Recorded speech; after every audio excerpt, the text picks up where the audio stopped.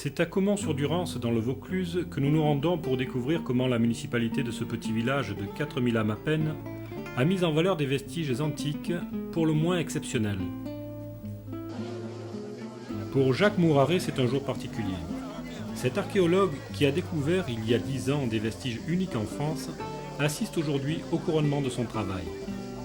La municipalité de Caumont-sur-Durance et ses partenaires financiers, l'État, le Conseil régional de PACA et le Conseil général du Vaucluse inauguraient en effet en 2006 un jardin romain reconstruit à l'identique de ce qu'il était il y a 2000 ans. Une réalisation qui a pour fil rouge un bassin monumental de 65 mètres de long, découvert à l'occasion de fouilles préventives par l'archéologue.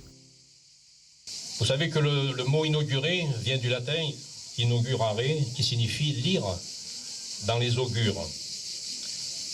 Alors je souhaite moi lire dans ces augures le présage d'un grand avenir pour ce magnifique jardin, qu'il soit pour les futurs visiteurs une source de plaisir et de connaissance, et pour notre commune un facteur de développement touristique. Caumont est donc en train de préparer son avenir en se fondant sur son passé. Je crois que c'est un très beau remerciement que nous pouvons faire aux Romains qui ont eu la riche idée de construire cette maison et ce jardin.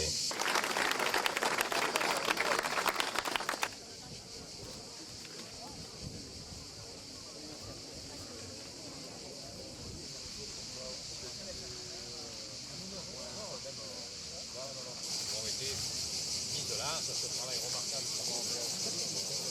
Et après, il y aura des odeurs. Ah oui, oui les odeurs. Laurier, thym, cyprès, c'est une centaine d'espèces végétales qui accompagnent ce voyage dans le temps qui se déroule sur plus de 12 000 mètres carrés.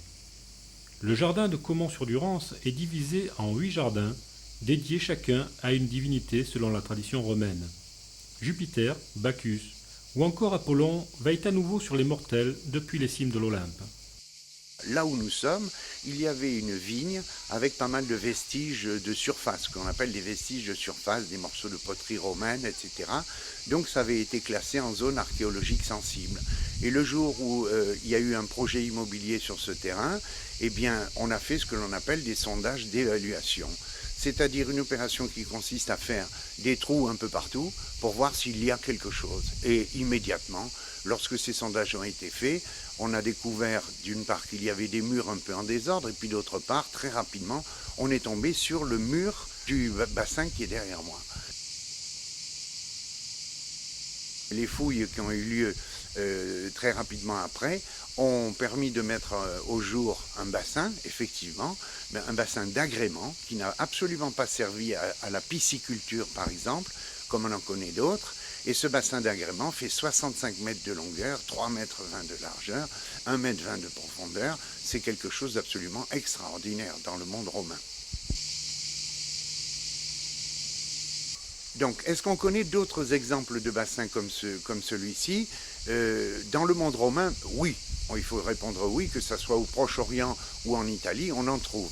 Mais si on s'oriente vers la partie occidentale de l'Empire, en particulier en Gaule, dans la Gaule, si on la prend dans les frontières de la France actuelle, dans la Gaule, il n'y a pas d'équivalent. Il y a des bassins qui sont à peu près de moitié, disons, en proportion. C'est vraiment le plus grand bassin de la Gaule, je répète, au sens dans les frontières de la France actuelle.